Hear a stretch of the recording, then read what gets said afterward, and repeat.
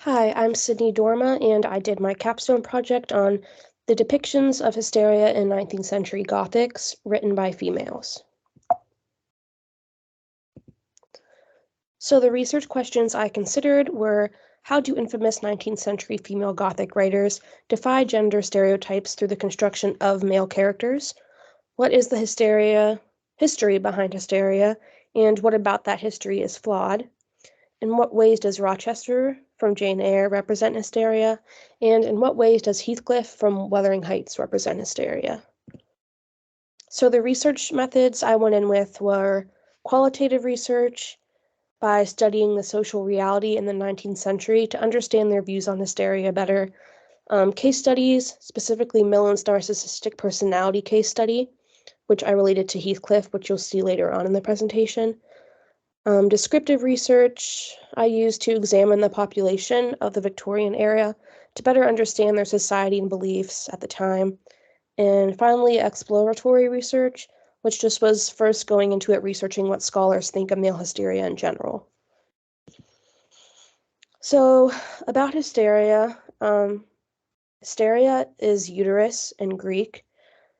And here are just some definitions of hysteria. They're varying. So this is one from Oxford Learner's Dictionary. Hysteria as a state of extreme excitement, fear, or anger in which a person or a group of people loses control of their emotions and starts to cry, laugh, etc. And then a different definition is basically anything associated with the pathology of female sexuality and reproduction. So really the definitions throughout history have been caught between emotion and female sexuality, essentially. And the supposed symptoms of hysteria were a swollen abdomen, chest pain, displays of excessive emotion, an increase or decrease in libido, increased heart rate or pulse, and changes in appetite.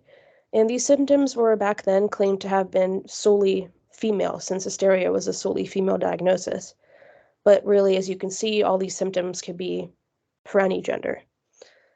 And to the right there is a diagram of what they called the inverted male, which is really just female anatomy. So they thought of female anatomy as in a harsh way. So considering Rochester compared to hysteria, I looked at the specific scene when he dressed up as the gypsy in disguise. So this was a quote by Jane talking about Rochester. She said, "Yet I had not forgotten his faults. He was proud, sardonic, harsh to inferiority of every description. He was moody too, but I believe that his moodiness, his harshness, and his former faults of morality had their source in some cruel cross fate. I believed that he was naturally a man of better tendencies." So basically, he's very he must be manipulative because he's fooling Jane into believing that he is genuine, and we as readers know that he is not. He also tells Jane later on in the novel, when they do get together for sure, that he wants to move away to France and live with her both virtually and nominally. And he even says he would send off his supposed daughter Adele to boarding school so they could just be alone together forever. So essentially, he will do anything to have Jane, no matter the consequences of his daughter, forget her, which is really strange and emotional, which makes it very hysteric. This is also something that he says to Jane while he's in the gypsy disguise. "You are cold, you are sick, and you are silly." So here he's playing hard to get by manipulating her into thinking he does not really care for her, but we as readers do know he cares, because after that, he goes straight into basically complimenting her, saying, "You are peculiarly situated, but very near happiness, yes. Within reach of it, the materials are all prepared, there only wants a movement to combine them." So the gypsy, of course, being him, is manipulating her into yearning for something more, that something more being him. So really, he goes from calling her cold and sick and silly from giving her a sense of hope, which is really just switching up emotions very quickly, which could be hysteric as it seems pretty insane. And as for Heathcliff from Wuthering Heights, I considered his narcissism in relation to hysteria. So one of the main scenes where he is very hysteric, I would say, is when he bribes the sexton to ensure he is buried with Catherine, his late lover, in the event of his own death. So even though his late lover died quite a bit ago, he's still talking to the sexton about, hey, make sure I'm buried with her as well, which is very insane. Another scene, he hangs his new lover, Isabella's dog, which we as readers know he doesn't really love her. But, and there's really not much more about this scene besides that he does it, which is just a very strange action, which nobody in the right mind would do. And this is something he says to Nellie, which is essentially the narrator and the housemaid who he trusts in because he's known her for quite a while. He says, "You know I was wild after she died, and eternally, from dawn to dawn, praying for her to return to me. Her spirit, I have a strong faith in ghosts. I have a conviction that they can and do exist among us." So here he's bringing in supernatural elements. He basically thinks he's above the paranormal, or that he is on the same playing field as them because he could connect with them, he thinks. But basically he thinks nothing could take his love away for Catherine. He will do anything he can to stay with her. And one might say that thinking they're connected to the supernatural is insane and therefore hysteria. And this was something that Mr. Earnshaw has said about Heathcliff, and Mr. Earnshaw was his adoptive parent when he was young. So he said when they first adopted Heathcliff that he was dark, almost as if it came from the devil. So once again, the supernatural paranormal elephant of demonization. Heathcliff was even scary to his family when he was a child. And to wrap up of narcissism, this is connecting narcissism to Heathcliff. This definition of narcissism is a condition where people who suffer from narcissistic personality disorder are characterized by extreme sentiments of self-interest, a fixation that goes beyond oneself, and an inability to emphasize with the experience of other people, which is really just Heathcliff to a T. He does not emphasize with other people. He hangs his lover's dog, supposed lover's dog. Fixations beyond oneself. He's obsessed with Catherine more than he is with taking care of his own self. And he always acts in self-interest, as you could see. He's telling the sexton, I want to be buried with Catherine, same grave.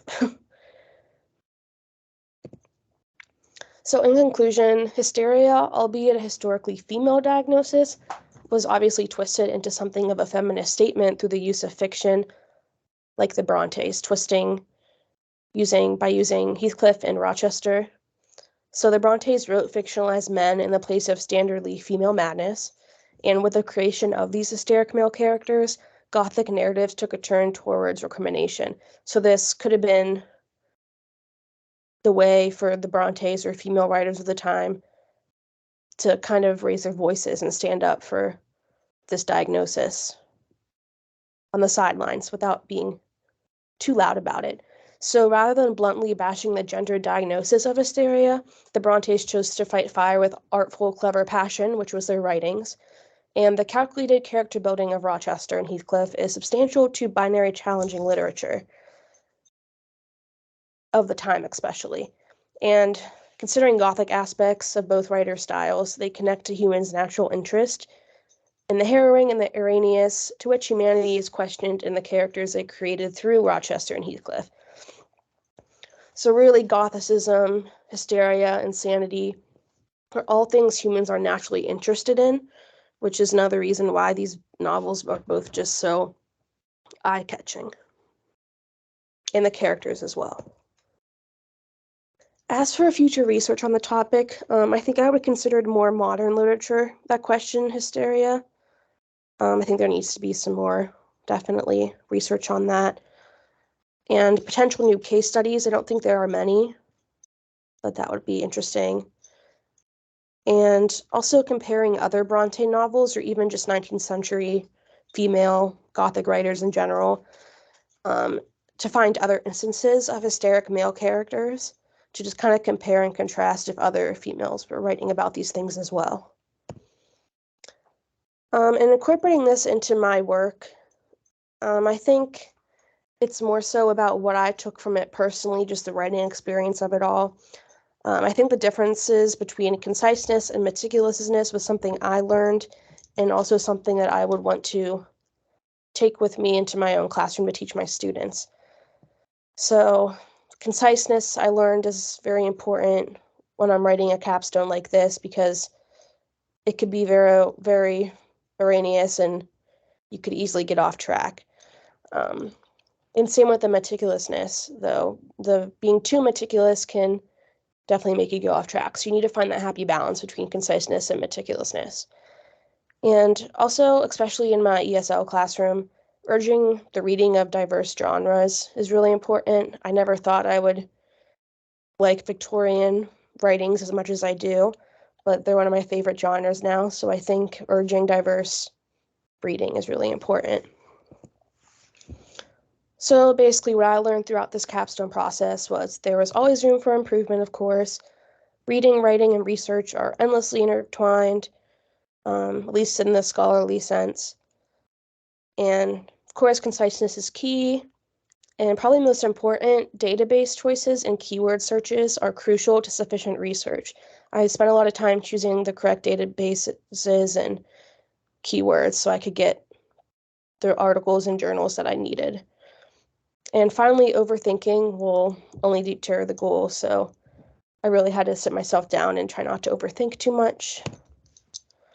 And these are the references that are included in this presentation, but the rest of them used in the paper are in the references under the paper. Thank you for listening.